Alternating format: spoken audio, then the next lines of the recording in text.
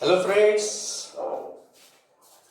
Make physics interesting में आपका स्वागत है और प्रदीप सर का नमस्कार। आज हम एक नई मेथड स्टडी करने वाले हैं। अगर हमारे पास रेजिस्टेंस का कॉम्प्लिकेटेड कॉम्बिनेशन हो तो किस मेथड से उसको सॉल्व कर सकते हैं, ये तरीका हमें आज ढूंढना है।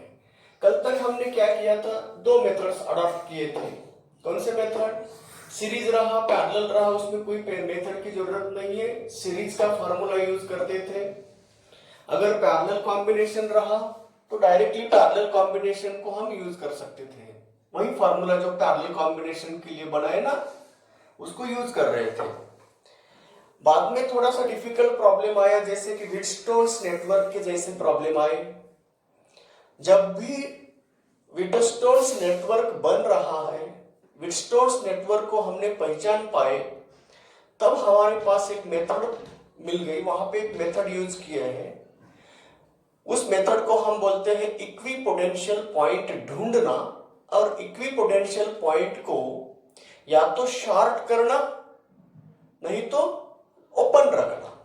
तो दोनों मेथड से हमने सॉल्व करने का प्रयास कल किया, और आज हमें और एक चैलेंजिंग यहाँ पे क्वेश्चन आने वाला है। ये ऐसा क्वेश्चन होता है कि जहां हम इक्विपोटेंशियल पॉइंट ढूंढने में क्या फेल हो सकते हैं, हम नहीं ढूंढ सकते उसमें इक्विपोटेंशियल पॉइंट। तो ऐसे वक्त पे हमें क्या करना होगा? तो ऐसे वक्त पे हमें एक ऐसी मेथड ढूंढना है कि या तो हम उसमें इक्विपोटेंशियल नहीं ढूंढ पाए तो हमारे पास दो मेथड ऑप्शन में है, और एक है स्टार टू डेल्टा और डेल्टा टू स्टार। कन्वर्जन करके हम सर्किट को सिंप्लीफाई कर सकते हैं, तो ताकि हमें इजी सिंप्लीफाइड सर्किट मिल सकती है। तो बच्चों, अगर हमारे पास अगर कॉम्प्लिकेटेड नेटवर्क है, उसमें हमें दिक्कत आ रही है कि इक्विपोटेंशियल पॉइंट ढूंढे कैसे, तो मैंने व्हीटस्टोन्स में ढूंढने के लिए तरीका बोला। जब भी व्हीटस्टोन्स में दिए हुए रेजिस्टेंस का ratio R1 divided by R2 equal to R3 divided by R4 रहा, तब हम उस दोनों पॉइंट को इक्विपोटेंशियल मानेंगे। सर्किट को हम बैलेंस्ड है ऐसा बोलेंगे।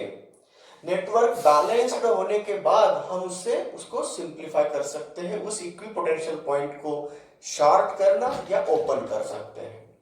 मगर हमारे पास अब भी जो प्रॉब्लम खड़ा है, वो प्रॉब्लम ऐसा है कि उसमें हम इक्विपोटेंशियल पॉइंट ढूंढ नहीं सकते।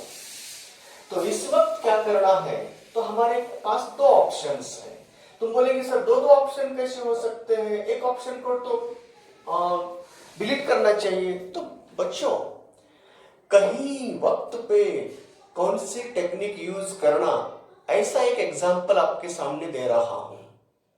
तो ऐसा एक क्वेश्चन आपके सामने क्रिएट कर रहा हूं बच्चों, उसमें तुम स्टार टू डेल्टा और डेल्टा टू स्टार कन्वर्जन का भी यूज कर सकते हो, और सिमिट्री के बावजूद, सिमिट्री कंसेप्ट नाम का एक कंसेप्ट है, सिमिट्री उसकी पहचानना।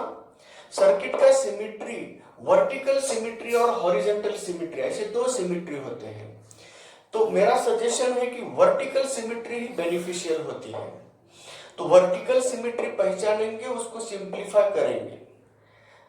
अगर उसमें कोई समस्या हो तो अब स्टार डेल्टा यूज करेंगे, डेल्टा टू स्टार यूज करेंगे। अगर स्टार टू डेल्टा से कोई सेटिस्फैक्शन नहीं हो रहा है तो हमें सिमेट्री यूज कर सकते हैं। तो चलिए बच्चों, पहले हम क्या करेंगे, स्टार टू डेल्टा कन्वर्जन क्या होता है इसके बारे में जानकारी लेंगे। बच्चों, हमारे पास अगर तीन रजिस्टर का कॉम्बिनेशन है, वह कॉम्बिनेशन डेल्टा शेप में है। पता है आपको डेल्टा किसको बोलते हैं? इसे डेल्टा कहा जाता है, ये डेल्टा सिंबल है ना। और स्टार किसे कहते हैं? ये है स्टार। तो इस तरह का अगर रजिस्टर्स का कॉम्बिनेशन मिला 3 रजिस्टर का, तो उसको डेल्टा में कैसे कन्वर्ट करना। तो यह है स्टार और यह है डेल्टा।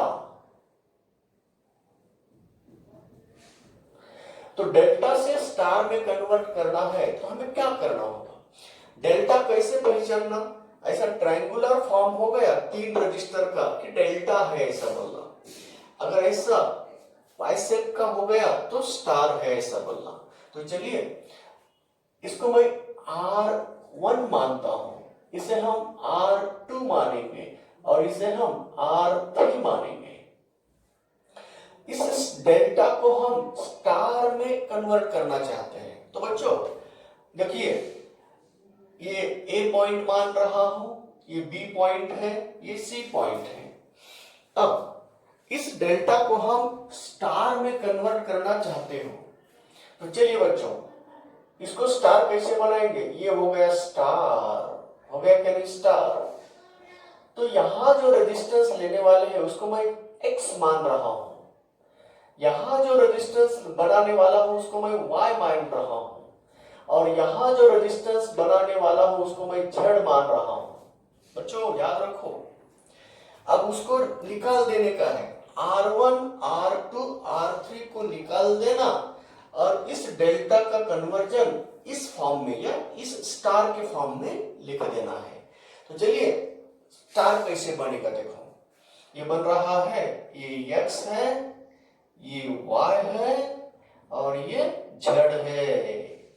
तो ये पॉइंट A है, ये पॉइंट B है, ये पॉइंट C है।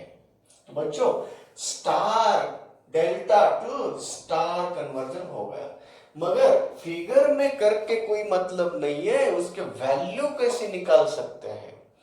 अगर R1 R2 दिए है आपको, R3 भी दिया है, तो इन तीनों का कन्वर्जन जब स्टार में कर रहे हो तब X की वैल्यू कैसे निकाल सकते। बच्चों याद रखो, एक ट्रिक्स बता रहा हूं, इसकी प्रूफ तो बड़ा डेरिवेशन है, वो बीएससी में पढ़ाते हैं हम। तो जब ये x जो है ना, तो x इन दोनों के कॉमन पॉइंट से आ रहा है। इन दो जिन रेजिस्टेंस के कॉमन पॉइंट से वो आ रहा है ना, तो उनको प्रोडक्ट में ले लो। कैसा, x equal to R1 into R2 divided by तीनों का resistance R1 plus R2 plus R3। तो जब भी डेल्टा टू स्टार बनाएंगे आप, तो ये x इन दोनों के बीच में है ना, तो उन्हीं का प्रोडक्ट ऊपर ले लो x की वैल्यू निकालने के लिए, और नीचे तीनों का एडिशन कर देना। अब बताओ बच्चों, अब तुम बोल सकते हो y वाला जो रेजिस्टेंस है ये किन दोनों के कॉमन पॉइंट से निकला है, R3 एंड R1 के कॉमन पॉइंट से निकला है। तो R1 एंड R3 के कॉमन पॉइंट से निकल रहा है, तो प्रोडक्ट किसका लेने वाला हूं मैं अब, y निकालने के लिए R1 R3 divided bye R1 plus R2 plus R3 बन रहा है। उसी तरह तुम Z भी बोल सकते हो, Z किन कॉमन पॉइंट से निकला हुआ है, C पॉइंट से निकला है, तो इनको R2 और R3 दोनों कंबाइन है वहां पे, तो इन दोनों से दोनों के कॉमन पॉइंट से निकला हुआ Z है, तो इसीलिए Z को हम कैसे लिखेंगे, R2 R3 divided bye R1 plus R2 plus R3। तो ये बच्चों डेल्टा टू स्टार कन्वर्जन में ये चाहिए। तो ये डेल्टा टू स्टार कन्वर्जन हो गया, इसको मैं स्टार बोलता हूं। खड़ा ले रहा हूं, डेल्टा है, स्टार में कैसे बनाएंगे। जैसे सर्किट सिंप्लीफाई करने के लिए कभी कभी हमारे सामने ये समस्या खड़ी हो जाती है कि कैसे डेल्टा को हम स्टार में कन्वर्ट कर दें ताकि सर्किट सिंप्लीफाई होने में कोई दिक्कत ना आए। तो उसी तरह जैसे हमने डेल्टा टू स्टार कन्वर्जन के ये 3 फार्मूले बता दिए, उसको शॉर्ट में याद रखने के लिए अब यहाँ डेरिवेशन करने के लिए कोई इसको टाइम नहीं है, तो डिराइव करने का कोई वक्त नहीं, यहाँ पे हमें यूज करना है साइंटिफिक, उससे वो प्रूव हुआ है। तो अब बताइए बच्चों x कैसे निकालना, जिन दोनों रजिस्टर्स के कॉमन पॉइंट से आ रहा है उन्हीं का प्रोडक्ट ऊपर नीचे तीनों का एडिशन, सभी में तीनों का एडिशन नीचे है, मगर ऊपर किसको लेना है, जिनके बीच से 1 आ रहा है स्टार बनते वक्त, x किनके दोनों के बीच के में आ रहा है, R1 R2 के बीच में से आ रहा है, तो उनका प्रोडक्ट ऊपर। y किसके दोनों, किन दोनों से बीच के से आ रहा है, R1 R3, z R2 R3 के बीच से निकल रहा है। तो बच्चों ये रहा, डेल्टा टू स्टार जब कन्वर्ट करेंगे तब x कैसे निकाल पाएंगे, y कैसे निकाल पाएंगे, z कैसे निकाल पाएंगे। जिस तरह हमने डेल्टा टू स्टार कन्वर्जन के ये 3 फार्मूले बताए ना, उसी तरह अगर आपको प्रॉब्लम सिंप्लीफाई करते वक्त ऐसी समस्या क्रिएट हो रही है कि वहां हम स्टार से डेल्टा कन्वर्ट करने के बाद हमें इजी मिल रहा है, कोई प्रॉब्लम सिंप्लीफाई हो रहा है, तो अब दूसरा क्या होगा, स्टार टू डेल्टा कैसे कन्वर्ट कर सकते हैं हम। तो चलिए बच्चों, अब स्टार में हम 3 रेजिस्टेंस ले रहे हैं, स्टार में 3 रेजिस्टेंस, जिस तरह हमने डेल्टा में 3 रेजिस्टेंस माना है और स्टार बनाया है उसका, अब हम स्टार में 3 रेजिस्टेंस मानेंगे, उसको डेल्टा कैसे बनाना, उसके फार्मूले भी हम यहां समझा रहे हैं आपको। तो शॉर्ट में कैसे याद रखना, तो मैंने उसका क्लू बता दिया कि कैसे याद रखना उसको। अब दूसरा है कि स्टार टू डेल्टा कैसे बनाना। अब यहां स्टार दिया है तो स्टार को हम डेल्टा कैसे बना सकते हैं। चलो, ये है R1, ये है R2, ये है R3, ऐसे 3 रेजिस्टेंस दिए जाते हैं और आपको डेल्टा में बनाने का प्रयास करना है, डेल्टा में बनाने की जरूरत पड़ती है आपको सिंप्लीफाई करने के लिए। कभी कभी ऐसे ही हमें सर्किट दिखती है, उस वक्त हमें कन्वीनियंट होता है कि उसको डेल्टा में किए तो बहुत कन्वीनियंट सर्किट बनेगा, इसीलिए अगर जरूरत पड़ी तो इसको भी याद करना होगा ना। तो अब चलिए बच्चों, उसको डेल्टा कैसे बनाएंगे, इन दोनों को कंबाइन करने वाले हैं, इन दोनों को ऐसा कंबाइन करेंगे, इन दोनों को ऐसा कंबाइन करेंगे, दिख रहा है क्या डेल्टा के जैसा। अगर डेल्टा बना रहे हैं, ये पॉइंट ये है, ये बी है और ये सी पॉइंट है, तो बच्चों इसको हम x मानेंगे, x, और यहां y मान रहे हैं हम, y, और यहां z मानेंगे। तो बन गया ना, क्या बन गया, यहां डेल्टा बन गया। तो स्टार में 3 रजिस्टर का कॉम्बिनेशन स्टार जैसा है, स्टार कैसे पहचानेंगे, तीनों का एक ही जंक्शन कॉमन हो और दूसरे जंक्शन अलग अलग जगह पे, उसको स्टार बोला जाता है। अब बताओ बच्चों, अब इससे ऐसा डेल्टा बनाने में x कैसे निकाल सकते हैं, तो ये कैसे याद रखना, देखो बच्चों, x किनके 2 टर्मिनल कनेक्ट करके बना रहे हो, x जो है ना R1 का एक टर्मिनल R2 का एक टर्मिनल कनेक्ट कर रहे हैं ना, तो उसको कैसे बताएंगे, देखो x का फॉर्मूला मैं यहां बना रहा हूं, x equal to R1 plus R2, R1 plus R2 plus R1 R2 divided by R3। जिस x में कन्वर्ट कर रहे हो आप, जिस रेजिस्टेंस बना रहे, डेल्टा का जो रेजिस्टेंस x बना रहे, ये स्टार से डेल्टा बना रहे तुम, है ना। तो स्टार से डेल्टा जब बनाते ना, तब ये चीज याद रखना, इन दोनों को कंबाइन कर रहे, इन दोनों को ज्वाइंट कर रहे हैं, तो R1 R2 को ज्वाइंट करके तुम x बना रहे हो, तो इसलिए x की वैल्यू निकालते वक्त R1 प्लस R2 प्लस दोनों का प्रोडक्ट नीचे जो बचा हुआ है उसको नीचे लेना। अब बोल सकते तुम y बना सकते ना, y इन्हीं 2 रेजिस्टेंस को कंबाइन करके बनाया गया, तो y बनाने के लिए हमें ये एंड c को ज्वाइंट करना पड़ा, ये एंड c के बीच में R1 R3 कनेक्टेड होते हैं। तो बताइए y का फार्मूला कैसे लिख सकता हूं मैं, R1 plus R3 plus R1 R3 divided bye, बचा कौन सा, ये बचा R2। इसी तरह कन्वर्जन जब करेंगे ना, ये टेक्निक याद रखो। अब आपको समझ में आया होगा, झड़ का फार्मूला बोल सकते हो।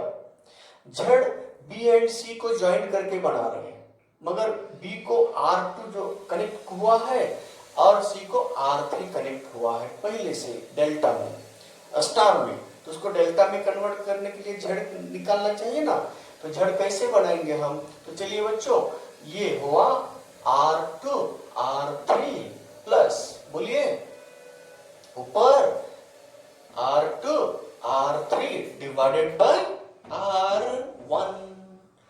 तो जब भी आपके सामने समस्या खड़ी हुई कि हमें सर्किट को सिंपलीफाई करने में, अगर वहां पे इक्विपोटेंशियल पॉइंट ढूंढने में कोई दिक्कत आ रही है, फर्दर सिंपलीफिकेशन नहीं हो रहा है, तो अब हमें डेल्टा, कभी कभी जरूरत पड़ती है डेल्टा से स्टार बनाना, कभी कभी उल्टा भी हो सकता है, कभी कभी स्टार से डेल्टा बनाने की जरूरत होती है।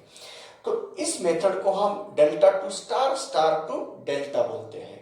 तो ये 3 फार्मूले हैं डेल्टा टू स्टार बनाने के लिए, और ये 3 फार्मूले हैं स्टार टू डेल्टा बनाने के लिए। बच्चों इसको फास्ट लिख के ले लो आपके रफ नोटबुक में, ओके।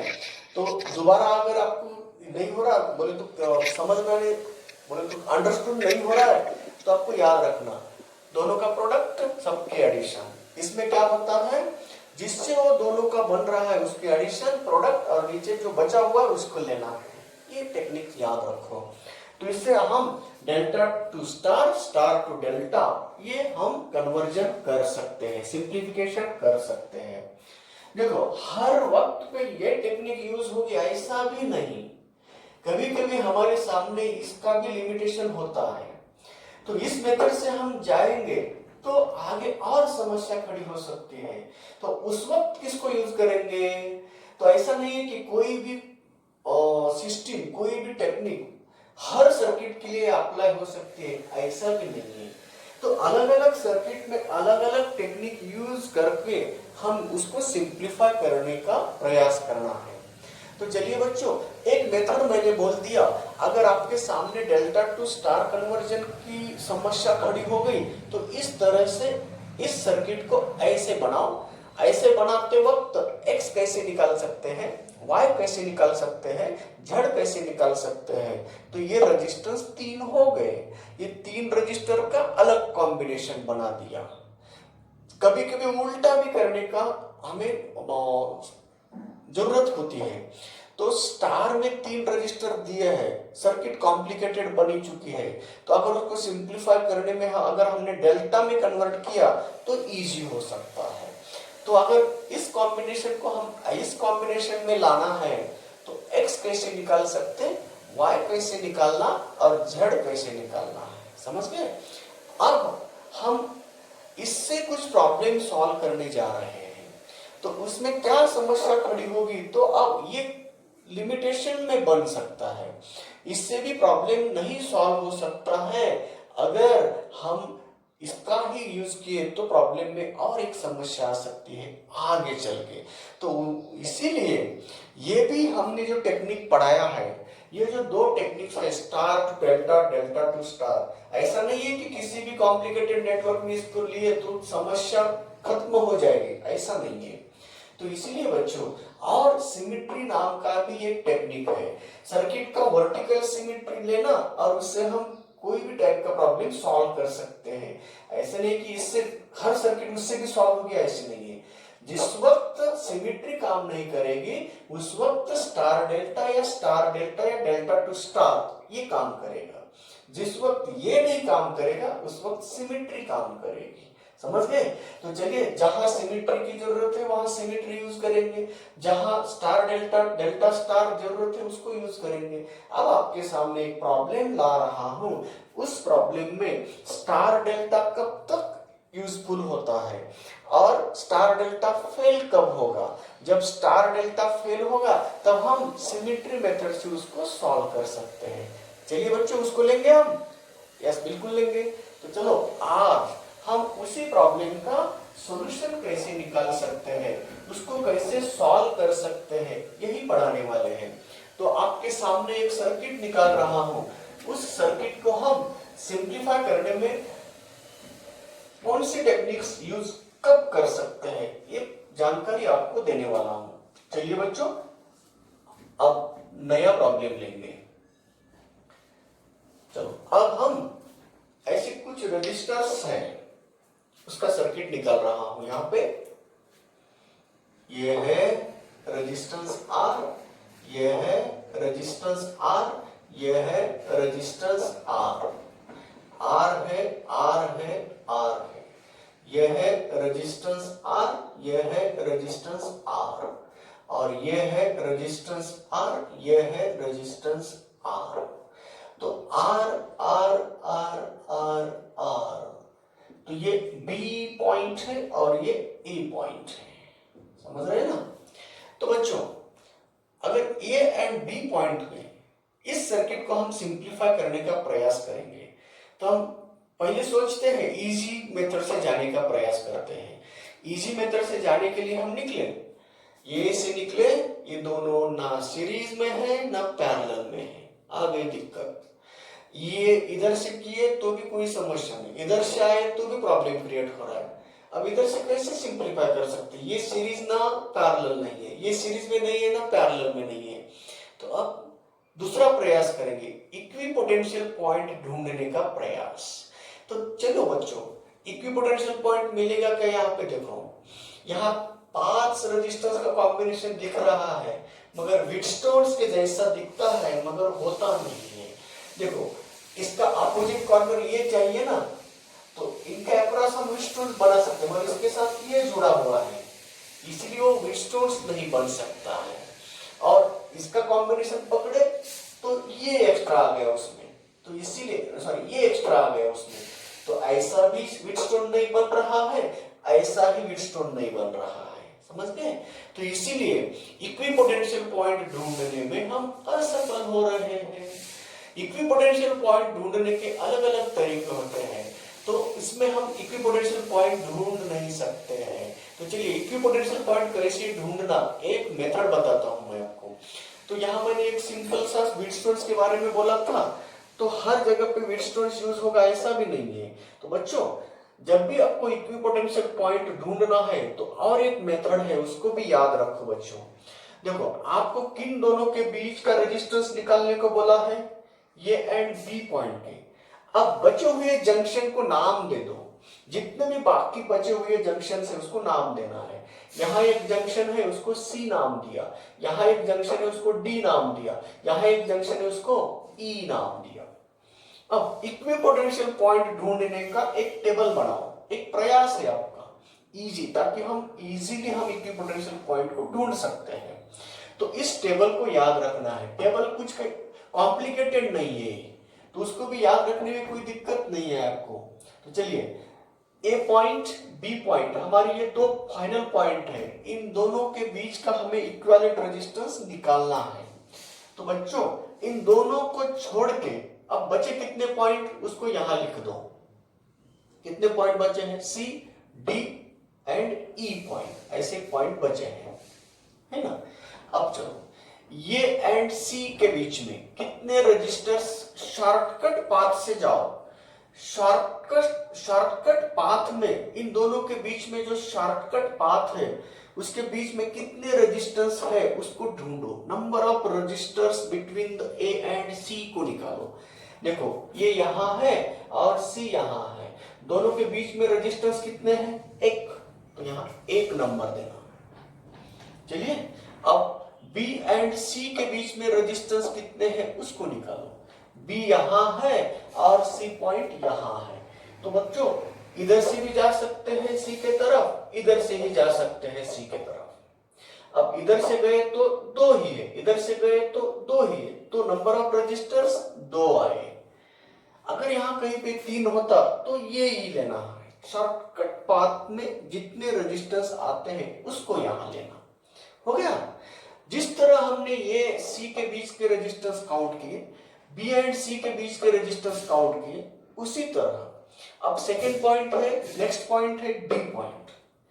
ये एंड डी के बीच में कितने रेजिस्टेंस है उसको निकालो। ये एंड डी के बीच में रेजिस्टेंस आने वाले हैं 1 एंड दो, इधर से गए तो भी दो, इधर से आए तो भी दो, तो इसको दो लिखूंगा। बी एंड डी के बीच में रेजिस्टेंस कितने आ रहे हैं देखो, बी यहां है, डी यहां है, कितने हैं, एक है। तो ये कॉलम और ये कॉलम सरीका है क्या, बिल्कुल नहीं है, उल्टा है। अब चलिए बचा हुआ पॉइंट, नेक्स्ट पॉइंट है ई। तो ए एंड ई पॉइंट के बीच में कितने रेजिस्टेंस है, ए एंड ई पॉइंट के बीच में एक रेजिस्टेंस है, समझ गए। अब बी एंड ई पॉइंट के बीच में कितने हैं, एक है। चलिए बच्चों टेबल देखो, टेबल में कोई सिमेट्री आ रही क्या, मतलब इसके बराबर ये कॉलम आया क्या, इसके बराबर ये कॉलम आया क्या, कोई आइडेंटिकल कॉलम दिख रहा है क्या, नहीं। इसका मतलब किसी भी पॉइंट का पोटेंशियल इक्वल नहीं है। अगर फॉर एग्जांपल मैं बता रहा हूं, अगर यहां पे 2 होता तो C and E point equipotential कहा जाता। अगर यहां 1 और यहां 2 होता तो ये दोनों पॉइंट इक्वी पोटेंशियल कहे जाते हैं। तो ये समझो कि टेबल बनाते वक्त ये याद रखना है, तो इससे भी आगे चलकर ये भी काम का है, तो इसलिए इसको भी हम आगे यूज करेंगे।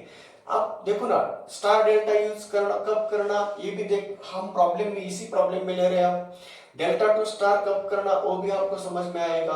और जहां ये इक्विपोटेंशियल पॉइंट निकामी हो गई, यहाँ इक्विपोटेंशियल पॉइंट निकाल सकते क्या, नहीं। तो देखो अब जरूरत क्या पड़ेगी, या तो सिमेट्री यूज करो, नहीं तो star delta, delta to star को यूज करो।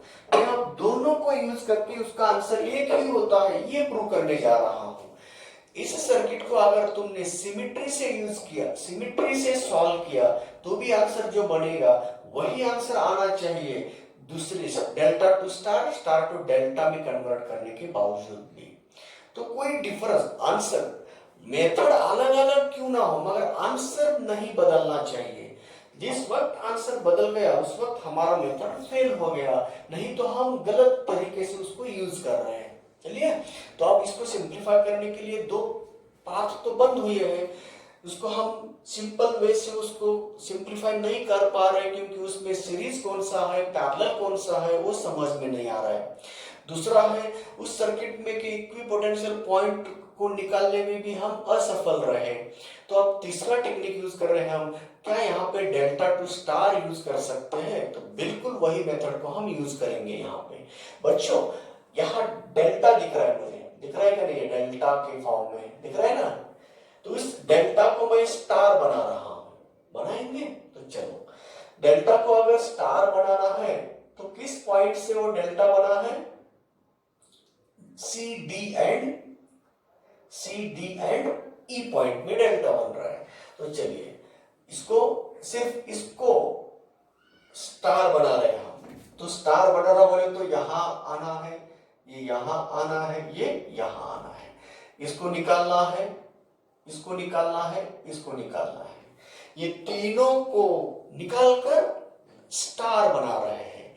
स्टार बनाने के लिए यहां x चाहिए, यहां y चाहिए और यहां z चाहिए। तो अब सर्किट कैसे बन रहा है देखो बच्चों, ये हुआ ए पॉइंट, ये है R, अब यहां है x, यहां है y और यहां है z।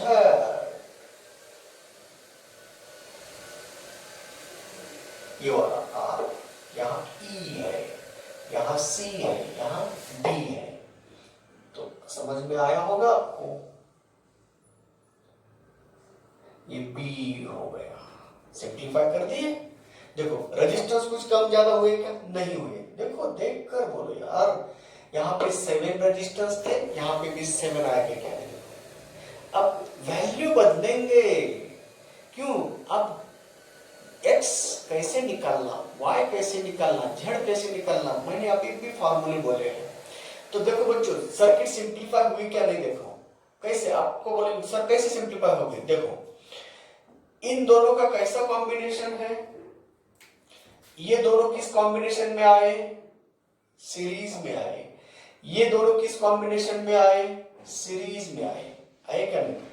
अब देखो इन दोनों का इन दोनों की वैल्यू और इन दोनों की वैल्यू ये है ना, व्हीटस्टोन अभी बनाया हमने, यहां है, निकालेंगे हम, x को निकाल रहे हैं हम, x निकालना है। x निकालने के लिए चलो बच्चों, x इन दोनों के बीच से आया हुआ है, तो इनका प्रोडक्ट ऊपर, तीनों के एडिशन नीचे, प्रोडक्ट आएगा R square, R into R square, तीनों की एडिशन आर प्लस आर, कितना आर हुआ, 3r हुआ, तो एक r कैंसिल हुआ, कितना बचा, r डिवाइडेड बाय 3 आया, समझ रहे हैं। तो चलिए x की वैल्यू r डिवाइडेड बाय 3 है, तो उसी तरह बच्चों y भी उतना आएगा क्या, नहीं देखो, क्योंकि ये तीनों रजिस्टर सेम वैल्यू के हैं ना, ये r है, ये r है, दोनों के बीच से आया हुआ y है, तो वही आएगा क्या, नहीं, r इंटू आर स्क्वायर बन रहा है, तीनों को सिर्फ 3r बना दिया, तो यही वैल्यू है r बाय 3। तो z भी उतना आएगा क्या, नहीं बच्चों, आ गया, z भी डायरेक्टली मैंने लिख दिया।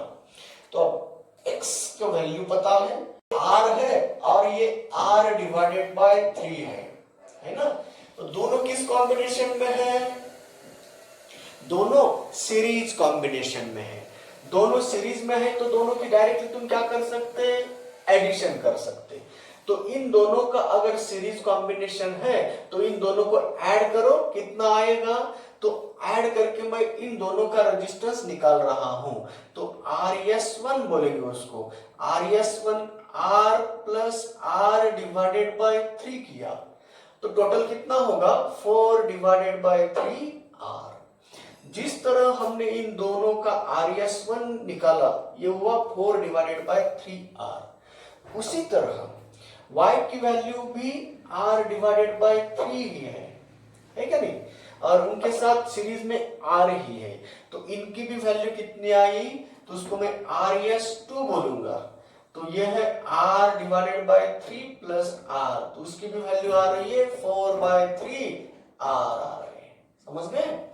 तो बच्चों अब दोनों अगर रेजिस्टेंस RS1 RS2 और ये R और ये वाला R बाय 3 है, तो सर्किट व्हीटस्टोन बन रही क्या, नहीं देखो, ये से निकला, ये RS1 आया, ये आया RS2 आया, और ये आया ये आया R, और इनके दोनों के बीच के थ्रू आ रहा है R बाय 3। ये है हमारा B पॉइंट और ये है हमारा A पॉइंट, समझ गए। अब बताओ व्हीटस्टोन दिख रहा है क्या, नहीं दिख रहा है, मगर बैलेंस्ड है क्या, नहीं, तो अगर बैलेंस्ड रहा तो इनका इनके साथ का रिलेशन, इनका इनके साथ का रेशियो देखो ना, इसकी वैल्यू है 4 बाय 3R, 4 बाय 3R, तो 4 by 3R divided by R, 4 upon 3, इनका रेशियो और इनका रेशियो इक्वल आ रहा है। तो मैंने कल बोला था अगर व्हीटस्टोन के इन दोनों को अगर इक्विपोटेंशियल पॉइंट जाहिर करना है, इनको अगर बैलेंस्ड करना है, तो इस सर्किट को हम बैलेंस्ड हुई कब बोलेंगे, अगर 4 के 4 रेजिस्टेंस अगर इक्वल रहे तब भी हम बोल सकते हैं, ताकि उनका रेशियो 1 आएगा। अगर डिफरेंट वैल्यू के रहे मगर रेशियो इक्वल रहे तो भी उसको बैलेंस्ड है ऐसा बोलते हैं। This is the balanced condition for Wheatstone's. जब ये बैलेंस्ड हो जाता है, जब रेशियो इनका इनके साथ रेशियो 1 आएगा, इनका इनके साथ रेशियो 1 आएगा, तो रेशियो जब 1 आ रहा है और इक्वल आ रहा है तब नेटवर्क बैलेंस्ड हुआ ऐसे बोलते हैं। और जब नेटवर्क बैलेंस्ड होता है इसका मतलब ये पॉइंट और ये पॉइंट इक्वल पोटेंशियल का बन जाता है। जब ये पॉइंट और ये पॉइंट इक्वल पोटेंशियल का बन गया, या तो उसको रिमूव करो नहीं तो ओपन करो, इनको शॉर्ट करो नहीं तो ओपन करो। शॉर्ट करना बोले तो उसको निकाल के वायर से जोड़ देना, उसको शॉर्ट करना बोलते हैं। ओपन करना बोले तो इनफाइनाइट रेजिस्टेंस बनेगा, इसको निकाल के छोड़ देना, तो ये अलग हो गया, ये अलग हो गया। किसी भी मेथड से हम कल बताया मैंने, शॉर्ट करो या ओपन करो, उससे कोई रिजल्टेंट के ऊपर दिक्कत आने वाली नहीं है, चेंजेस नहीं होगा रिजल्ट में।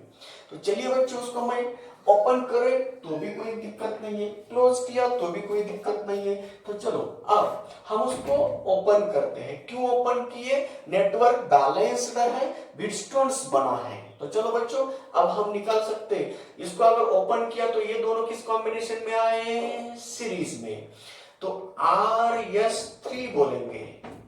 तो इन दोनों का सीरीज आया तो दोनों की डायरेक्ट एडिशन होती है। कितना आया?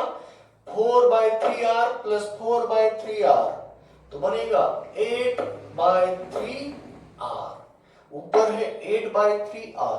अब नीचे ये दोनों का सीरीज कॉम्बिनेशन, तो इन दोनों का कितना है? RS4 बोलेंगे। तो ये आया 2R, तो ये RS4 आया 2R और ये RS3 आया 8/3R। अब इन दोनों रेजिस्टेंस का कौन सा कॉम्बिनेशन आया? पैरेलल बन गया। यह है ऊपर और यह है नीचे, तो दोनों का पैरेलल बन गया। तो हम कैसे सॉल्व करेंगे? ऊपर प्रोडक्ट नीचे एडिशन, तो हमारा आंसर यहाँ आता है। तो हमने इसको सॉल्व करने के लिए कौन सा कन्वर्जन किया बच्चों? डेल्टा को स्टार में कन्वर्ट करके।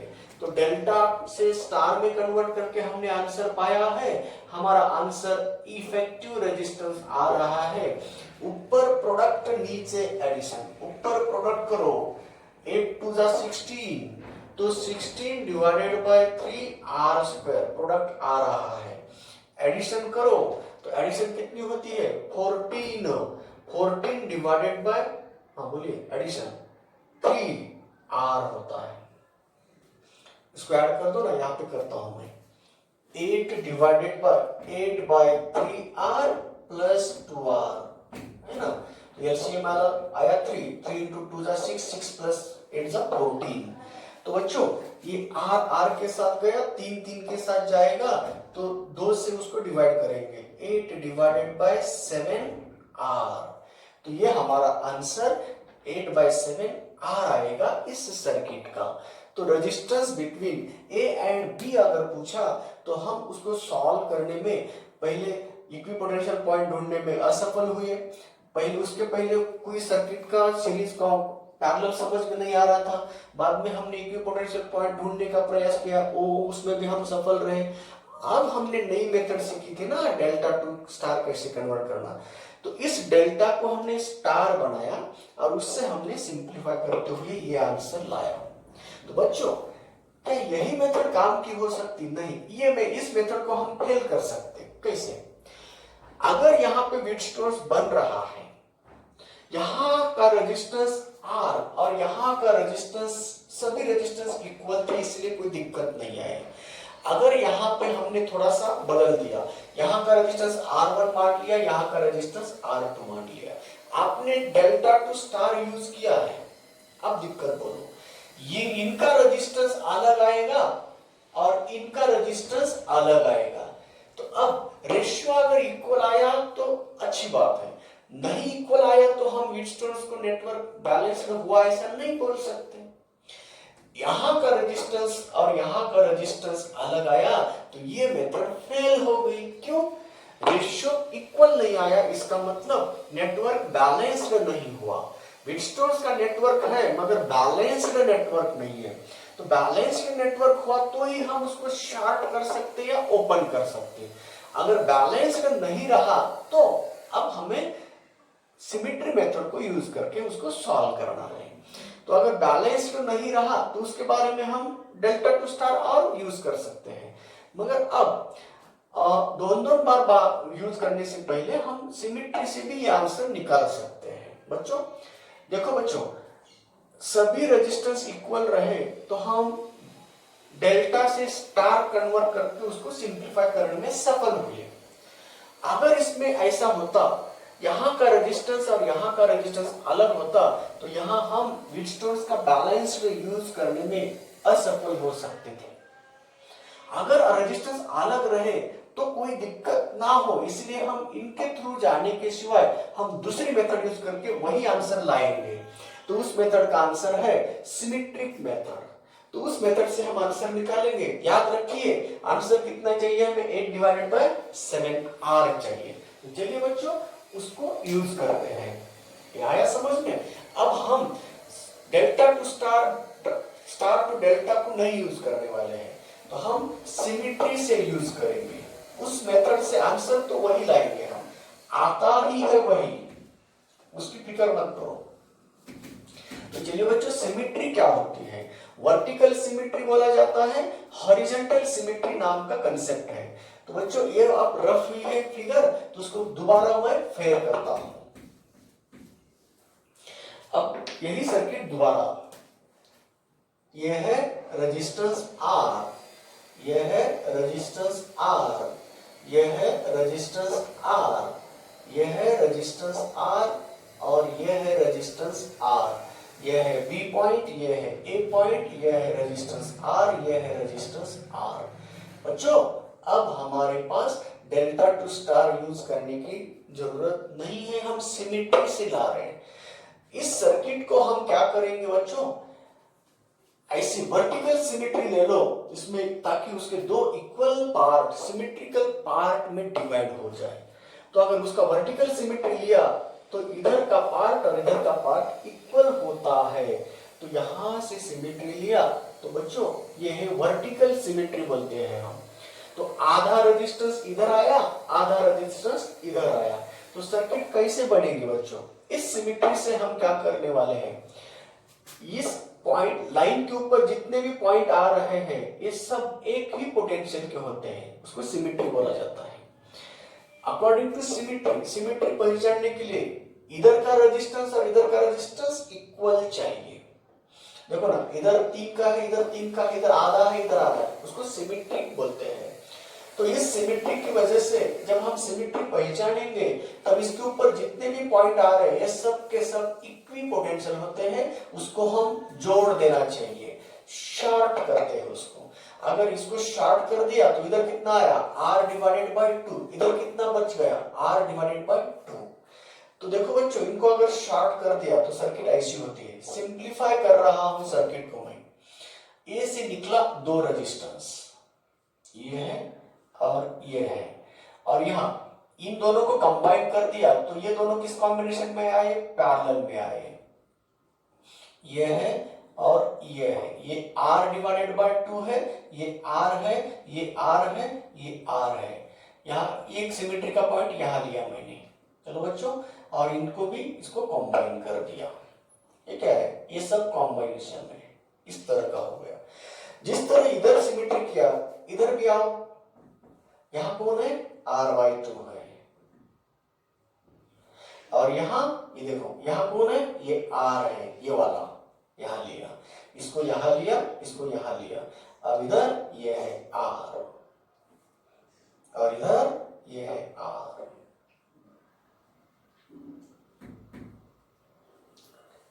चलो, अब यहां डिस्टेंस नहीं है, ये कॉमन पॉइंट है, ये कॉमन पॉइंट है।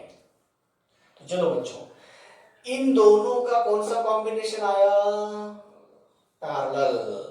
ये सिमेट्री से सॉल्व कर रहे हैं, ये पैरेलल आया, ये पॉइंट है, ये पैरेलल है। इन दोनों का इफेक्टिव रेजिस्टेंस बोलिए, ये भी पैरेलल है।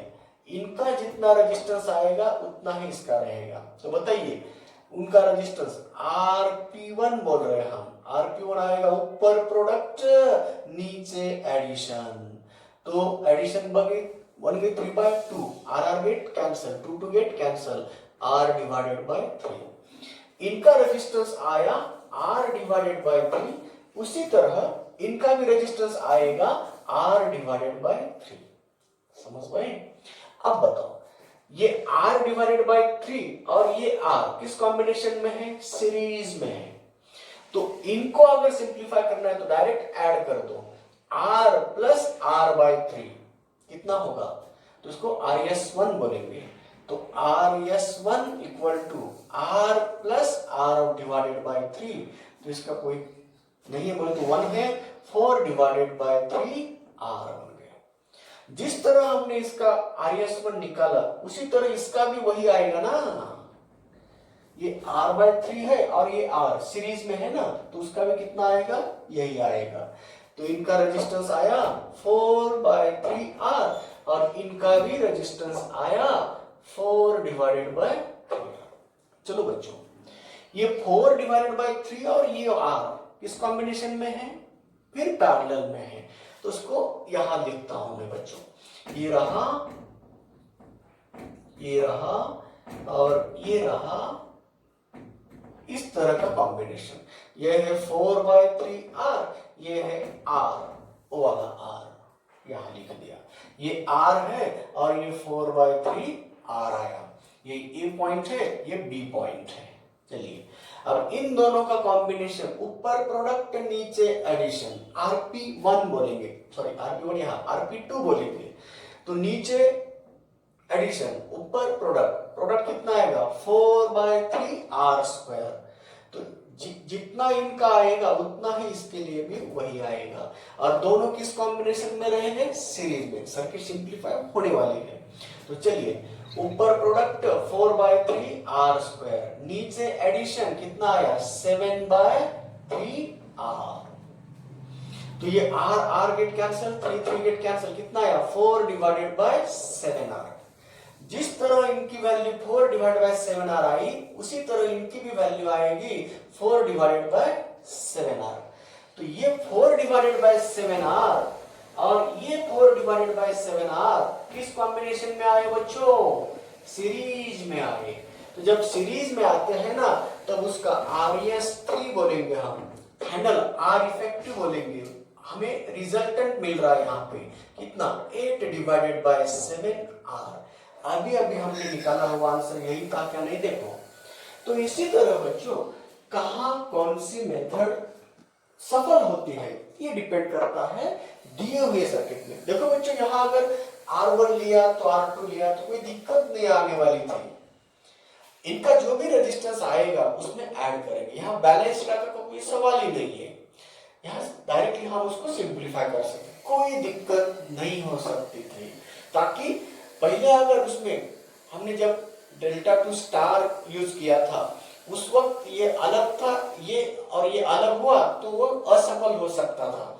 मगर अगर सिमिट्री से यूज किया तो कोई असफलता मालूम नहीं होती, हमें सफलता ही मिलेगी। तो आपको एक प्रॉब्लम दोनों तरफ से सॉल्व करके आंसर वही आ सकता है। इसीलिए आपका कॉन्फिडेंस बढ़ाने के लिए मैंने ये टेक्निक कब कैसे यूज कर सकते हैं इसको सिखाया है। तो बच्चों आज हमने how to simplify the given complicated circuit into simple circuit, how to find the effective resistance of the given circuit by using various methods। देखो बच्चों जितने भी मेथड्स है वो हमने आपको पढ़ाया। पहली मेथड थी सिंपल मेथड सीरीज और पैरेलल का, दूसरा मेथड था व्हिटस्टोन्स नेटवर्क का, तो उसमें कैसा बैलेंस्ड नेटवर्क के बारे में हमने जानकारी ली। बैलेंस्ड रहा तो वो शॉर्ट करो या ओपन रख सकते हैं, मगर जहां इनबैलेंस्ड कंडीशन आई तो कैसे करना, तो स्टार डेल्टा से सॉल्व करना। और कभी कभी इक्विपोटेंशियल पॉइंट ढूंढने की जरूरत पड़ी तो किस तरह से हम निकाल सकते हैं। तो बैलेंस्ड हुआ तो हमें दिक्कत नहीं है, अनबैलेंस्ड रहा तो हमें इक्विपोटेंशियल पॉइंट निकालने में और उस टेबल की जरूरत होती है बच्चों। तो इसी तरह हमने स्टार डेल्टा पढ़ाया, सीरीज कॉम्बिनेशन पढ़ाया, पैरेलल कॉम्बिनेशन पढ़ाया और सिमेट्री के बारे में पढ़ाया, व्हिटस्टोन्स नेटवर्क के बारे में सिंप्लीफाई कैसे करना, अलग अलग क्वेश्चन लेके हमने आपको अलग अलग तरीके से बता दिया। अब हम एक्चुअल प्रैक्टिस में जाने वाले हैं।